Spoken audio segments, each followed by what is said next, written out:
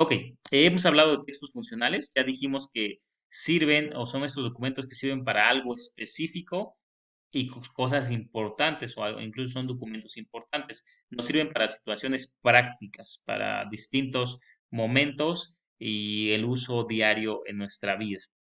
Ok, son algún tipo de texto o documento con una estructura fija o definida, o sea, él tiene un formato.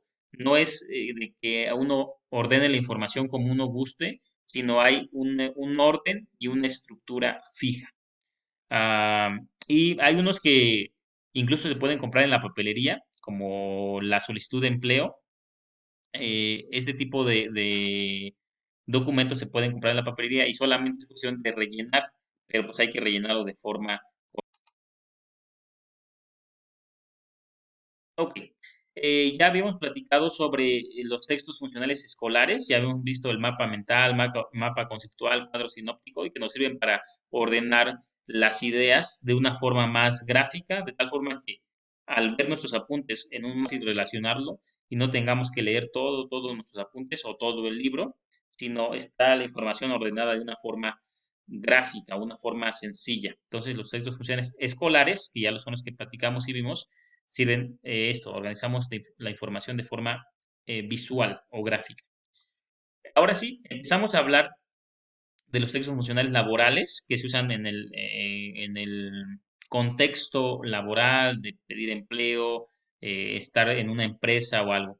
Y sirven para facilitar las gestiones y comunicados laborales o de trabajo. Ya vimos el currículum vitae, que aclarábamos que se pronuncia vitae, y hay otros como la solicitud de empleo, etcétera. Ahorita voy a mencionar algunos. Ya habíamos visto el currículum vitae, la forma, qué tipo de documentos tenemos que llevar. La recomendación es que llevemos una, oficiamos de tal forma que si aquí en la experiencia laboral alguien dice, yo trabajé en tal empresa, pues tiene que haber un documento que muestre que trabajó en esa empresa. Si alguien pone, estudié en la preparatoria, perdón, en la secundaria tal, pues obviamente tiene que haber un documento que avale que estudió en esa secundaria, obviamente pues sería el certificado.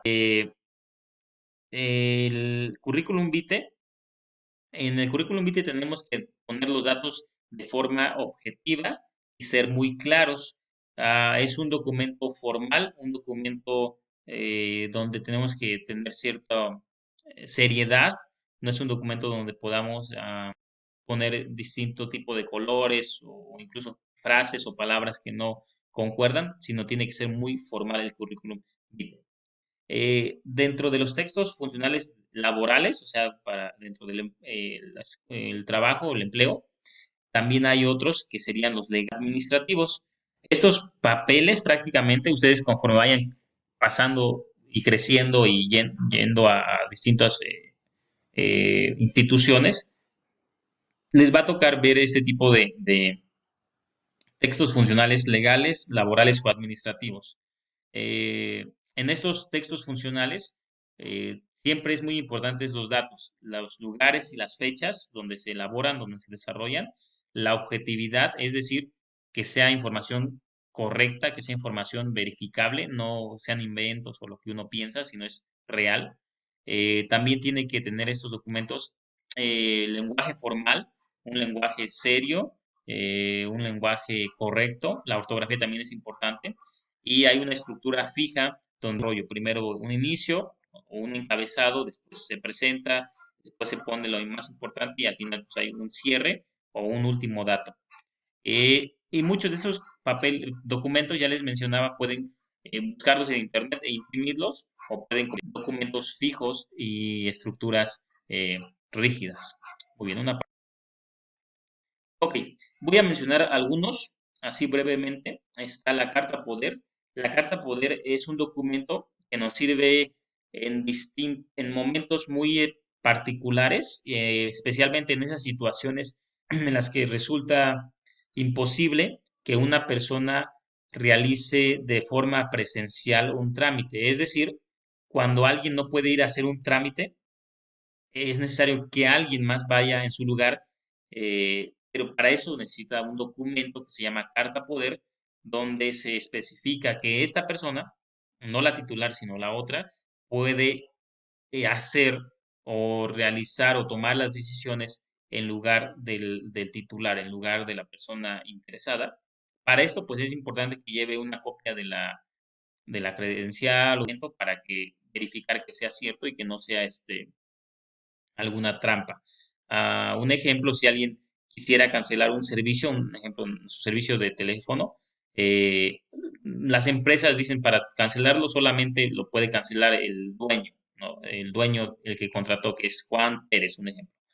Entonces Juan Pérez está enfermo, no puede salir de casa, o al revés, o diferente, está en Estados Unidos, no puede venir a cancelarlo. Entonces, como no puede estar de forma presencial, tiene que hacer una carta poder y tiene que hacer este documento, documentos necesarios para que la persona que tiene este documento pueda cancelar el servicio o hacer lo que se le pida. ¿De acuerdo? La han visto tal vez por ahí. Este es un formato fijo, simplemente lo rellenamos, hay que rellenarlo con la información correcta y en esta pues no hay, creo que no hay ni un problema. Normalmente la solicitud de empleo es diferente al currículum vitae. La solicitud de empleo se usa principalmente para empleos de cualquier tipo. El currículum vitae es específicamente para puestos eh, específicos, puestos muy, sí, muy determinados.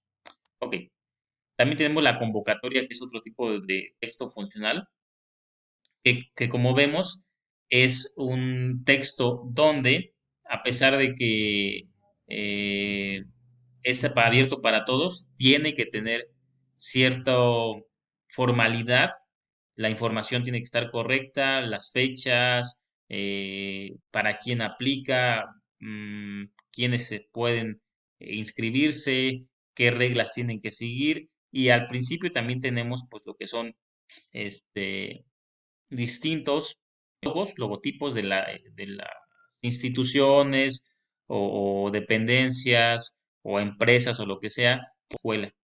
Entonces la convocatoria es un texto funcional que tiene una estructura y tiene que ser fija. ¿De acuerdo? Muy bien. Hasta aquí. Ya después vamos a ver otro tipo de textos. Hasta ahorita nos quedamos con los textos de convocatoria, el último.